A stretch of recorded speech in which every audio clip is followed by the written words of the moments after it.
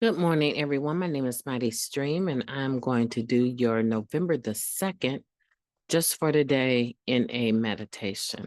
Let's go ahead and get into that meditation. Hope you're doing well. If you need to reach me, feel free to do so at recoveryofhope21@gmail.com. The title of the meditation for today, Living with Unresolved Problems. It makes a difference to have friends who care if we hurt. That comes from the basic text, page 56. For most of our problems, the solution is simple. We call our sponsor, pray, work the steps, or go to a meeting. But what about those situations where the burden is ongoing and there's no end in sight? Most of us know what it's like to live with a painful situation, a problem that just isn't going to disappear. For some of us, the problem is an incurable, life-threatening illness. Some of us have incorrigible children. Some of us find that our earnings simply don't cover our living expenses. Some of us care for a chronically ill friend or family member. Those of us who have ever had to live with an unresolved problem know the relief that comes from just talking about our problem with our recovering friends. We may get some comic relief, rather. Our friends may commiserate or cry in sympathy. Whatever they do, they ease our burden. They may not be able to solve our problem for us or take away our painful feelings, but just knowing that we are loved and cared for makes our problems bearable.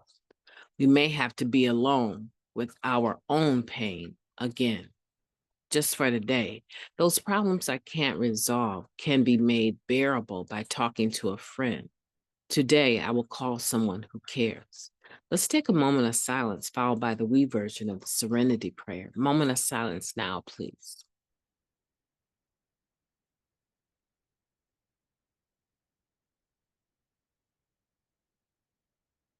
Thank you. God, grant us the serenity to accept the things that we cannot change, the courage to change the things that we can, and the wisdom to know the difference. Just for today, please and thank you. Living with unresolved problems. I think for me, being an addict in recovery, that this is something that you develop the skill or ability to do over time. It's kind of like that don't use no matter what. Um, Cliche, you learn to do that over time.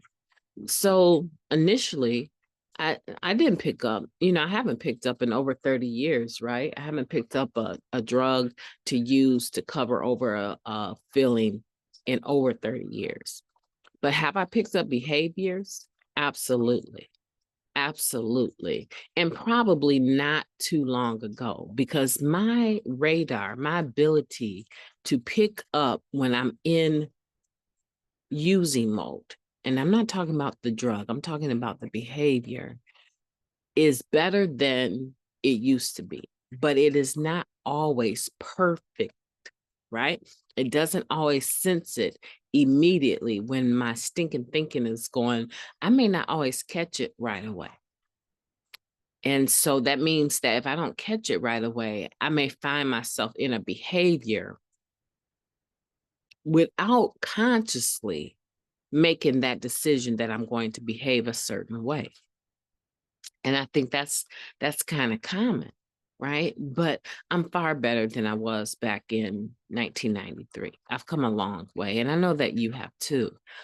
So we learn how to live with unresolved problems over time, and it comes by living with them without picking up the drug, without picking up the behavior. Today, I want for you to go through your phone, scan, right? Your phone contacts, and figure out who are those people that if something happened to you, a devastating situation happened to you, you landed in the hospital, who are those people that you would want to know I'm not doing okay. Now, in my phone, those individuals have a star. They're considered my favorites. The problem with that is that also they can call me, even if I'm with a client, they can call me at any time and the phone would ring for them, right? So I've kind of altered it a little bit where my favorites also, they're the individuals that if something happens to them, I need to know immediately. Okay, so that kind of made my list a little bit smaller. But if you don't have that type of situation and you can put a star by those names so that you can let them know this is how I consider you in my life, and you can start developing that relationship even further than you have already. What does that mean? That means that if you're not a person that contacts them regularly, but you think of them in the frame of mind that they're one of my urgent people, start contacting them regularly. That doesn't have to be every day. It could be once a week. But start letting them feel your presence and feel just how important they are to you. Because those are the people that more than likely, when you go through something, you're going to run to, you're going to turn to them. And there should be a developed relationship, not just one that's in your head. Okay. So the problems that you can't solve, they become more bearable because of this group of people that I'm talking about, right? Some of them I'm hoping are in recovery, but some of them may not be. But whoever they are, make sure you call someone that cares. My name is MightyStream. I've enjoyed talking to you today. Have a beautiful day on purpose.